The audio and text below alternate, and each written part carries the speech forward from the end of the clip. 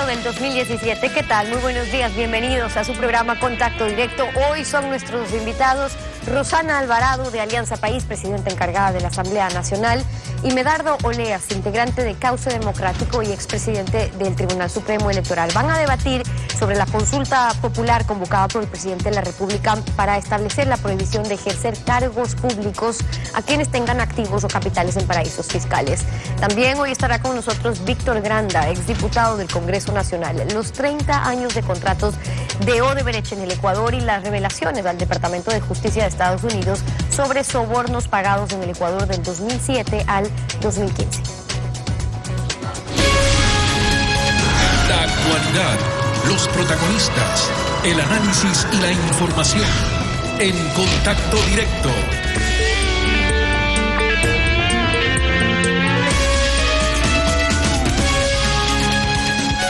¿Qué tal, Alfredo? Buenos días, ¿cómo te va? Muy bien, Estefi, buenos días a todos. Simultáneamente con las elecciones, se realizará una consulta popular convocada por el presidente de la República con una sola pregunta.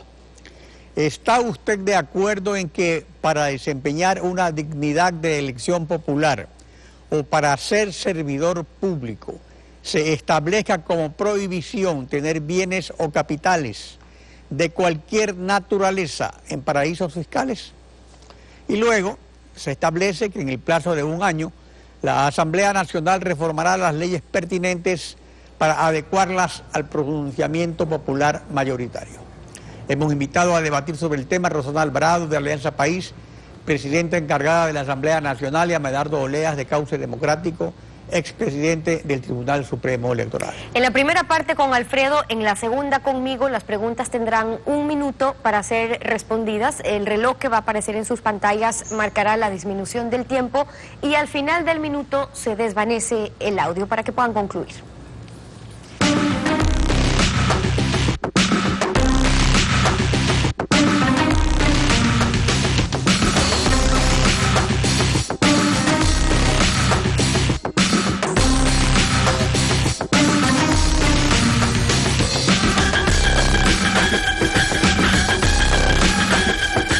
Rosana Alvarado y Medardo Oleas, buenos días y bienvenidos a Contacto Directo. Hay aspectos jurídicos, electorales y éticos en la pregunta de la consulta. Comenzamos con Rosana. La primera vuelta, en la segunda se cambia el orden. Se ha señalado la inconstitucionalidad de la consulta porque reforma directamente, sin seguir el trámite señalado en la Constitución, los requisitos para ser elegido presidente de la República, determinados en el artículo 142 de la Constitución, que dice: el presidente debe, salen los requisitos de edad, al final dice, no encontrarse incurso en ninguna de las inhabilidades o prohibiciones establecidas en la Constitución, no dice en la ley. ¿Puede entonces la Asamblea emitir una ley que reforme la Constitución? Rosana, su turno. Alfredo, buenos días. Primero, permítame reconocerle a Ecoavisa por haberse distanciado de prácticas periodísticas mercenarias. Le quiero reconocer a Ecoavisa. Y ya con respecto a la entrevista, esta ha sido una consulta que naturalmente tiene que pasar por el dictamen de la Corte Constitucional. Lo que usted acaba de mencionar sigue vigente. No ha habido ningún tipo de reforma al artículo con el cual se establecen los requisitos para la presidencia de la República. Apenas es después, y dependiendo de los resultados de una consulta popular en donde es la ciudadanía la que se tiene que pronunciar, después de los resultados es que la Asamblea puede tramitar, de acuerdo a la ley, lo que haga falta para que se incorpore en nuestra legislación esta que es una prohibición sobre la que creo que el contenido ético es fundamental. Quien no cree en su país, quien no tiene fe y confianza en su patria, no merece ser servidor público. Le toca el turno a Medardo. Medardo, usted le toca.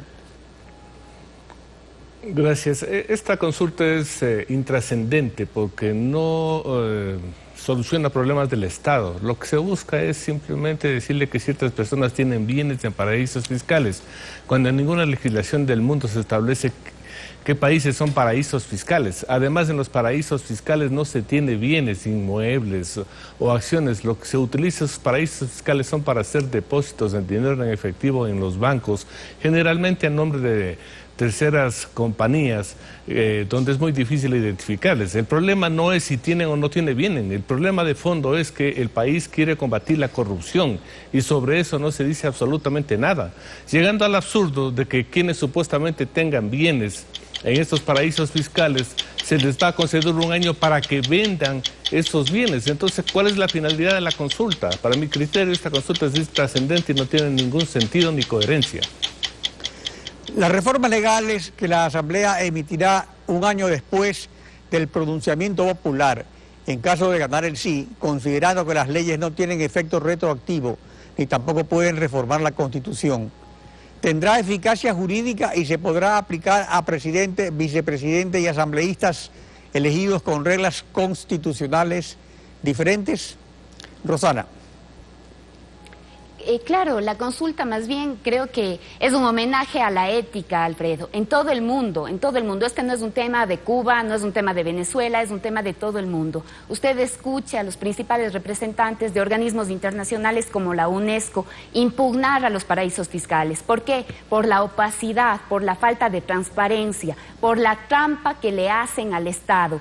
Allí se ocultan en los paraísos fiscales inclusive dineros que pueden provenir hasta del crimen organizado y sobre eso no se obtiene ningún tipo de información precisamente por el secretismo con el que se manejan. Capitales que no tienen rostro, que no tienen apellidos, que no tienen patria, capitales levantados a partir de la elusión y de la evasión fiscal, nicho de la corrupción. Si es que queremos combatir frontalmente la corrupción, este es uno de los mecanismos, no solamente que tienen que ser legales, son mecanismos legítimos.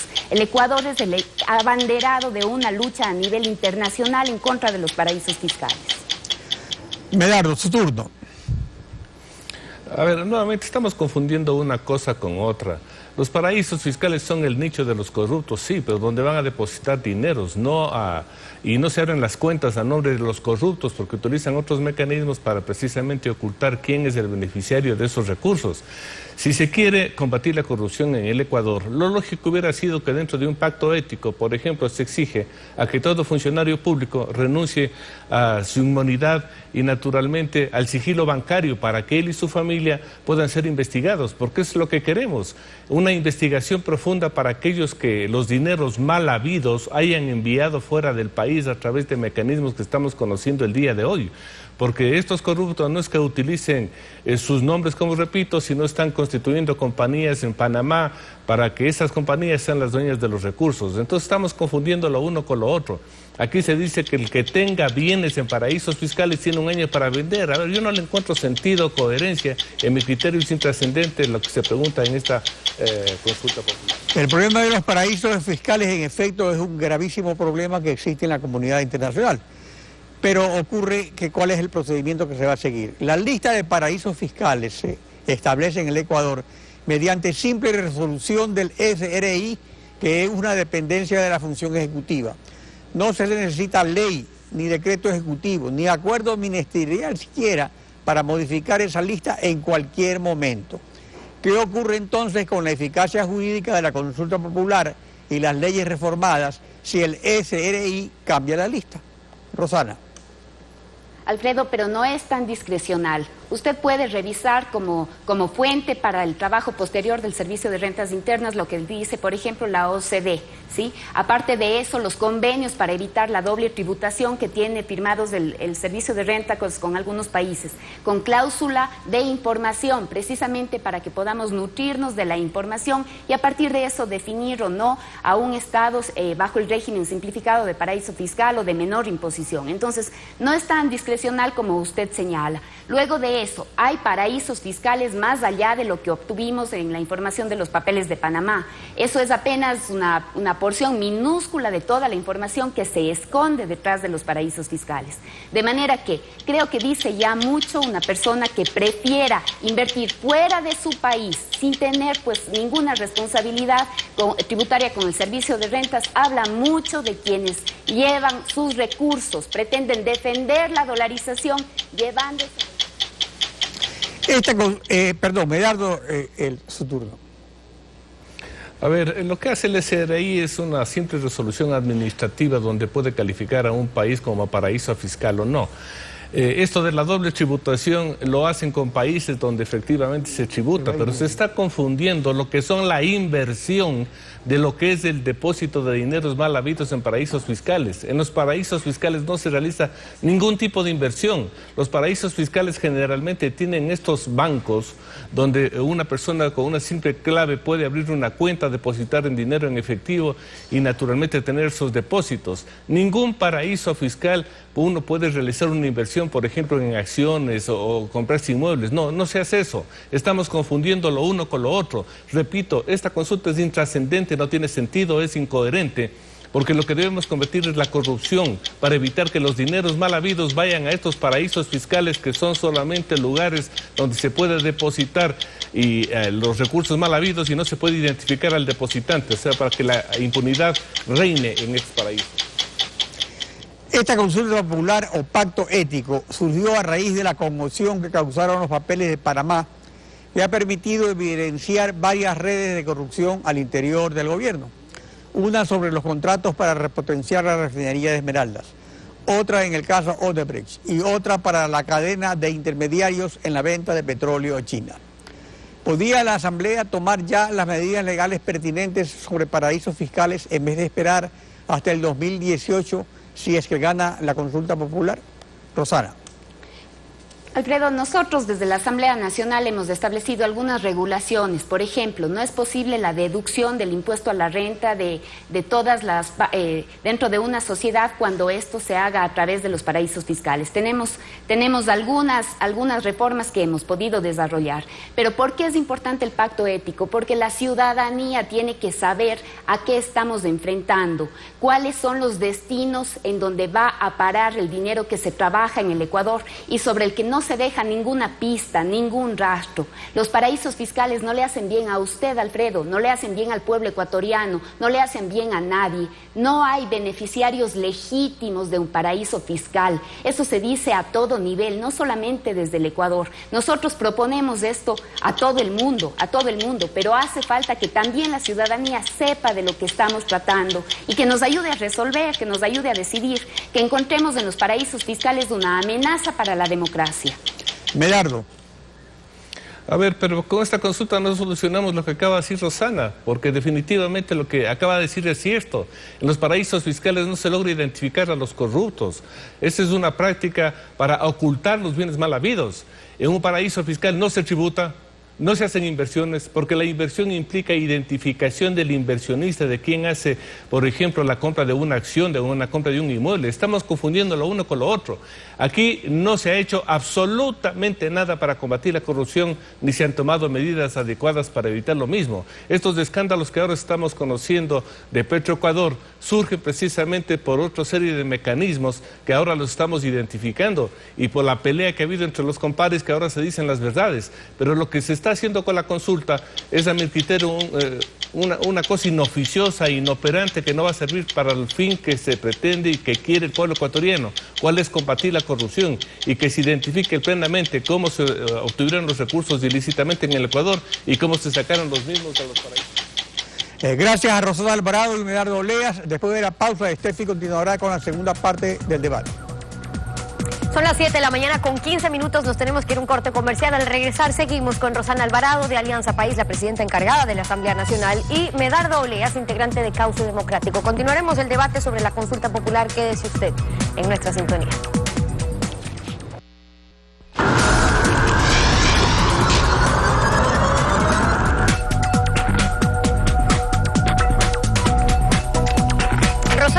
Medardo Oleas, nuevamente, bienvenidos a Contacto Directo. Ahora comenzamos con Medardo Oleas. La pregunta de la consulta es para que se establezca como una prohibición el tener bienes o capitales de cualquier naturaleza en paraísos fiscales. Aquí lo interesante es que esto no solamente se refiere a dineros mal habidos, como ustedes se han referido, o sea, esos dineros provenientes de sobornos o de coimas a funcionarios públicos que utilizan pantallas societarias, compañías de papel para ocultar dinero mal habido, sino que usted también se refiere a dineros bien habidos o a inversiones hechas en el exterior que no están ocultas. Entonces, ¿es justo dar ese mismo trato a bienes o capitales de cualquier naturaleza y privar a los ciudadanos del derecho de ser designados servidores públicos? Medardo, usted empieza y tiene un minuto.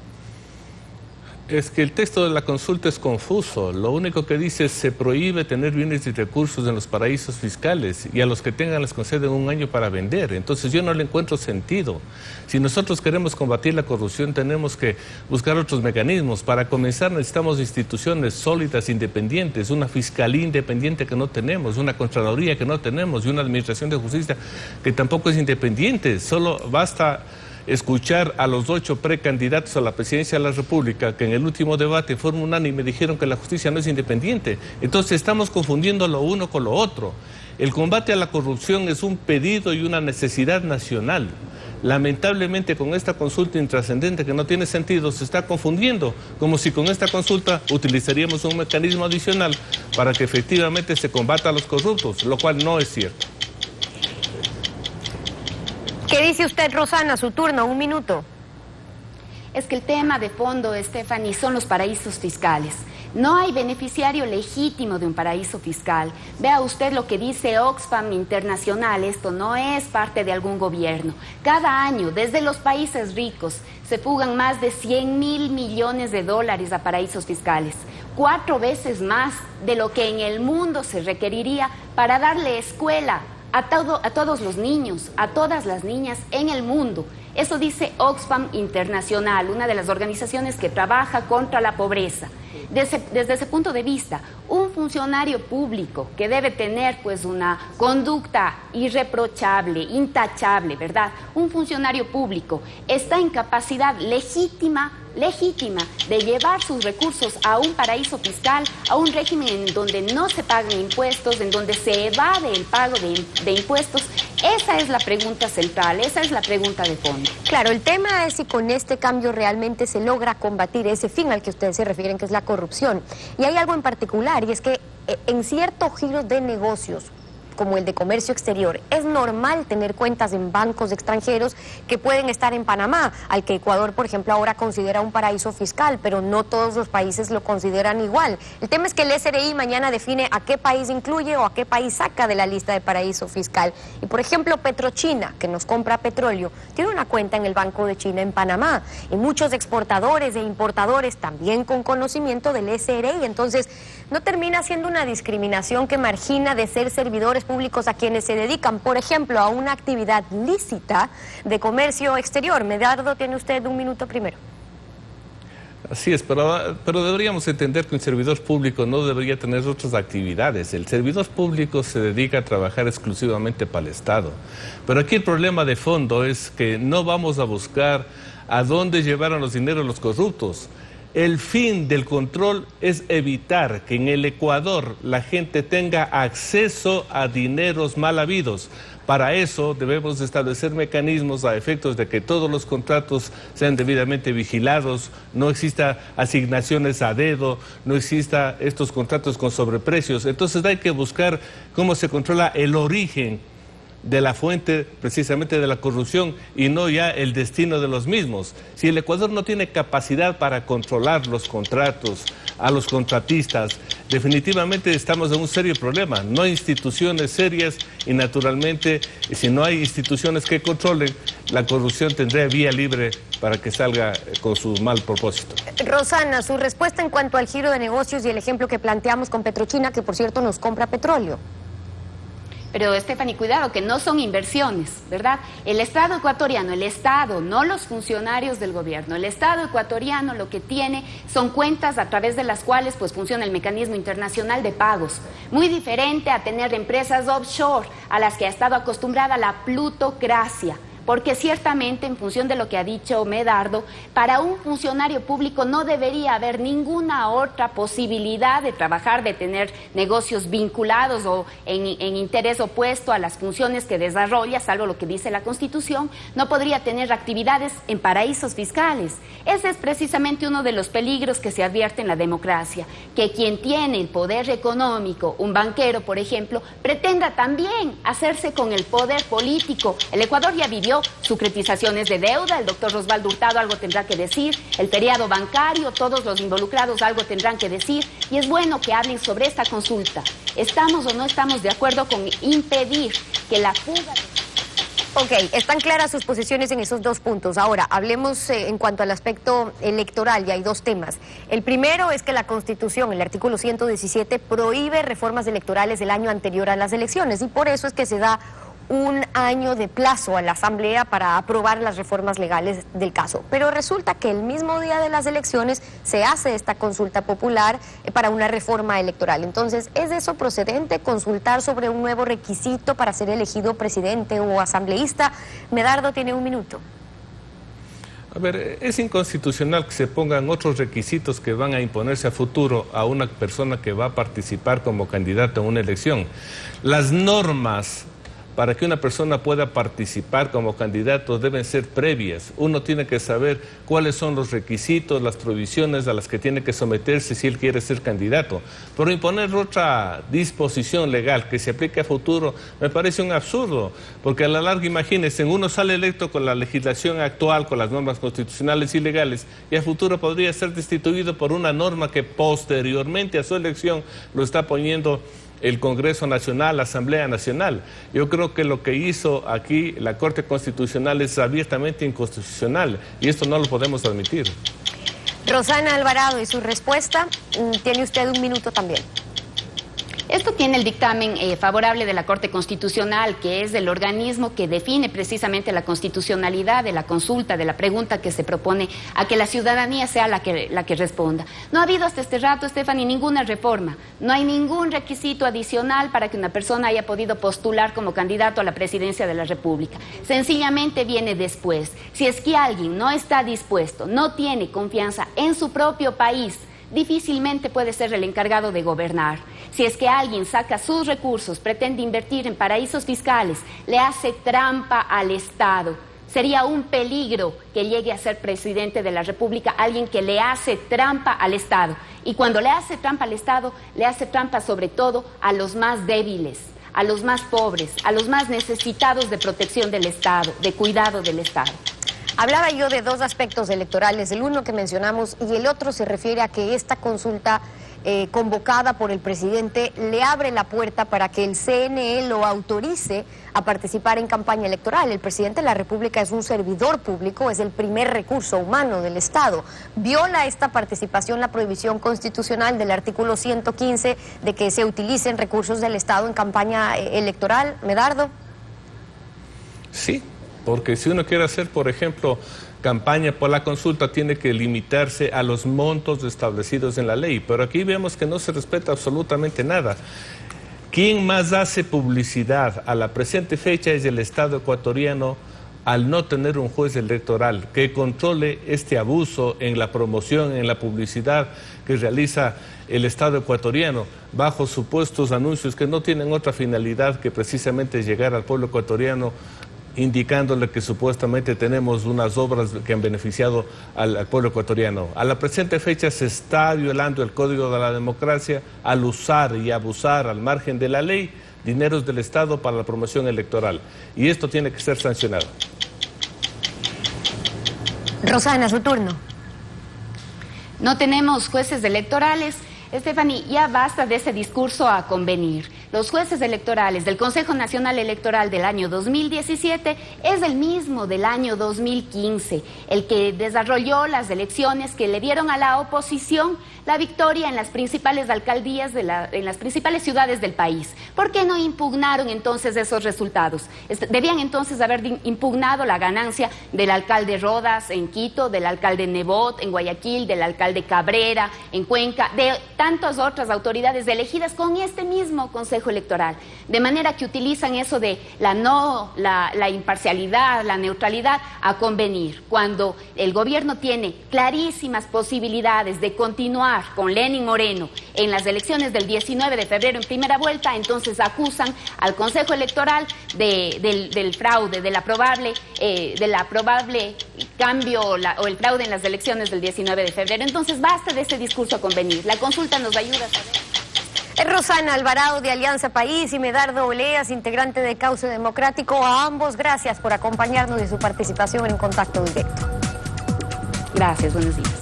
Son las 7 de la mañana con 30 minutos. Con ustedes hacemos una pausa y al regresar estará Víctor Granda, exdiputado del Congreso Nacional. Vamos a hablar sobre los 30 años de contrato de Odebrecht en el Ecuador y las revelaciones al Departamento de Justicia de Estados Unidos. Quédese usted en nuestra sintonía.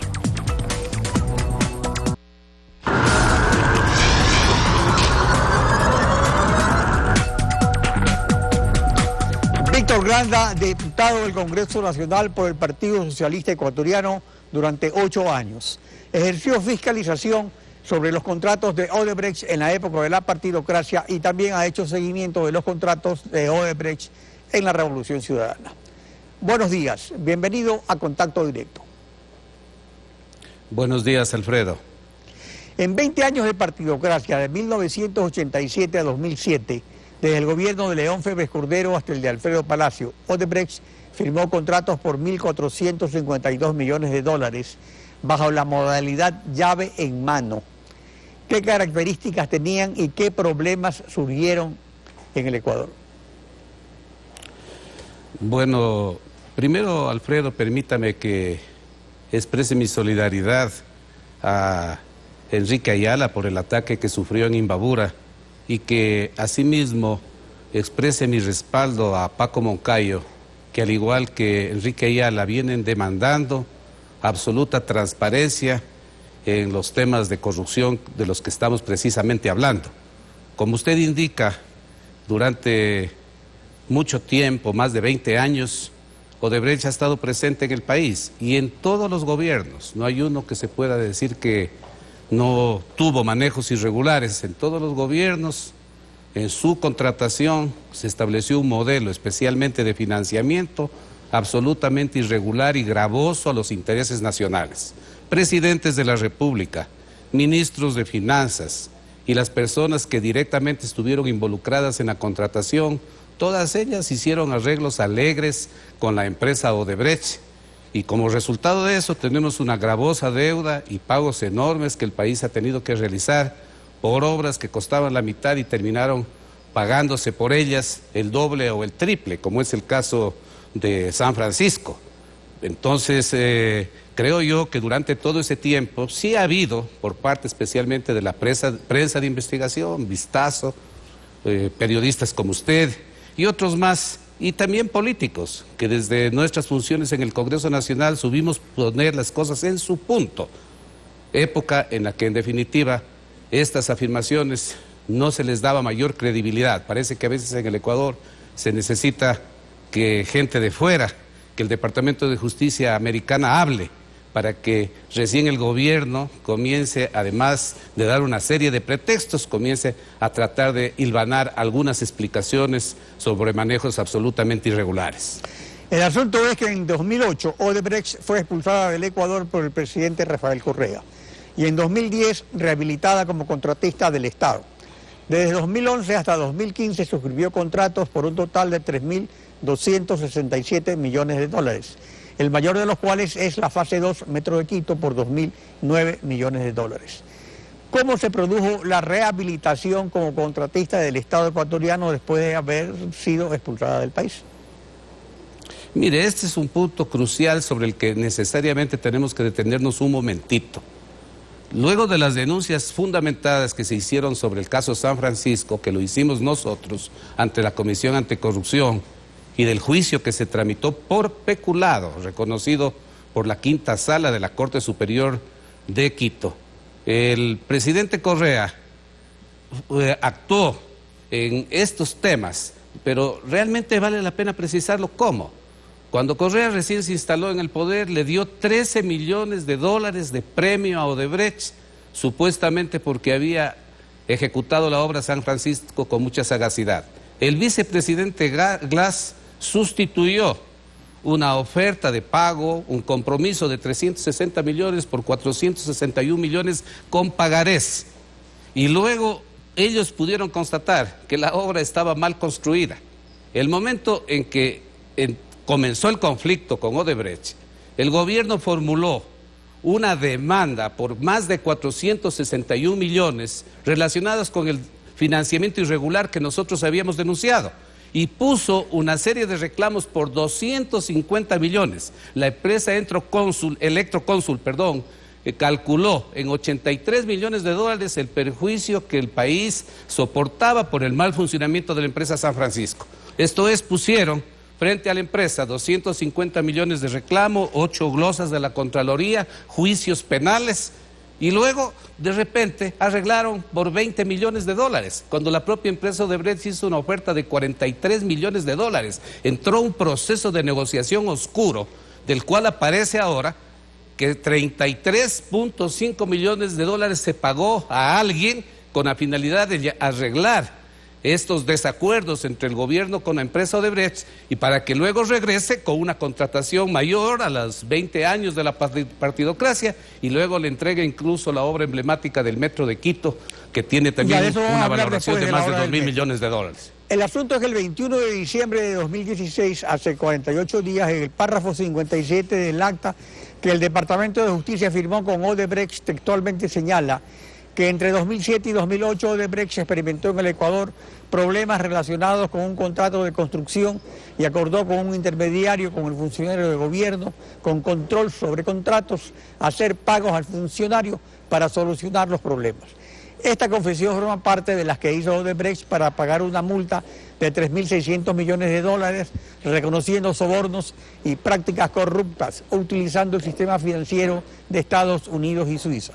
Han pasado 48 días y el Ecuador aún no dispone de esta información que ya la han obtenido otros países del Departamento de Justicia de Estados Unidos. ¿Qué opina al respecto?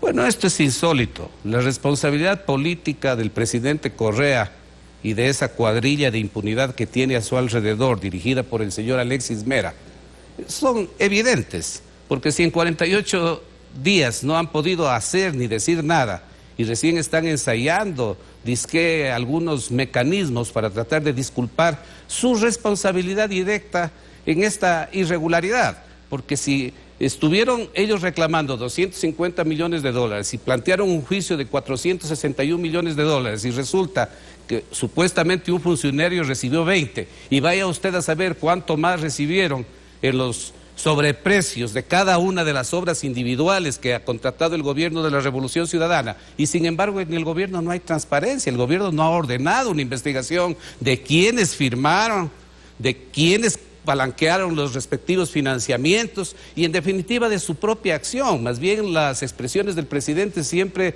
han tratado de buscar una justificación a cada una de las cosas y acusaciones con la finalidad de que esto no le llegue a ninguno de sus funcionarios. Pero ahora se están lavando los trapos sucios y evidentemente yo creo que el país requiere y le exige al presidente Correa una actitud condigna con el cargo que tiene. Si él no tiene compromiso con Odebrecht, ni está enredado en estos negociados, debía haber primero exigido a través de la Procuraduría del Estado, que parece que se encuentra, ¿no es cierto?, en la luna, este señor procurador, debían haber comenzado demandando a Odebrecht y al BNDES por todas estas prácticas corruptas que se han dado durante los gobiernos anteriores y durante estos 10 años últimos de gobierno.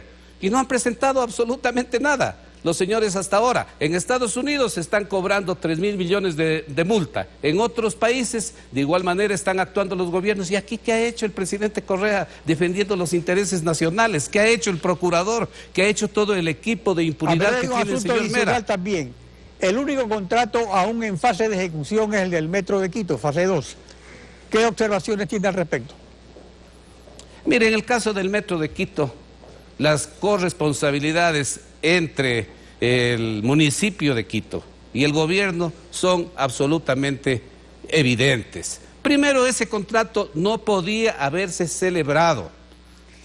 Las decisiones del BID las bases de la licitación, incluso del metro, señalan que si hay una empresa que está involucrada en negociados, en irregularidades, no puede contratar con los Estados miembros beneficiarios de préstamos del BID y de otros organismos internacionales. Y sin embargo, los señores contrataron a vista y paciencia del gobierno, a vista y paciencia del procurador, del contralor, de todos los órganos de control del país. O sea, se hizo un contrato violando normas internacionales. Las sentencias contra Odebrecht ya estaban fijas en Brasil, ya estaban firmes desde diciembre del año 2014. Y aquí se firmó el año pasado el contrato de la fase 2 del tema del metro. Entonces, ahí tenemos una evidencia de cómo se atropellan las disposiciones legales, las prohibiciones internacionales para tratar de llevar adelante un negocio. Y segundo, en este financiamiento adicional que el alcalde de Quito dijo que era imprescindible, se ha tramitado un crédito adicional de 251 millones de dólares con el BNDES. ¿Y quién le dio las garantías? ¿Y quién respaldó todo este proceso irregular? El gobierno nacional, pues el propio presidente Correa. La responsabilidad política, administrativa, civil y penal del presidente Correa y de esta cuadrilla de impunidad que él tiene a su alrededor, encabezada por el señor Mera e integrada por el procurador, el contralor, el fiscal, deberán responderle al país, porque estas cosas no pueden quedar en impunidad. Víctor Granda, gracias por su participación en Contacto Directo. Estefi. Concluimos así esta emisión y como siempre lo hacemos agradeciéndole a usted su confianza y sintonía. Nos volvemos a encontrar mañana, Alfredo. Contigo será hasta el lunes. Conmigo hasta el lunes. Nos vemos.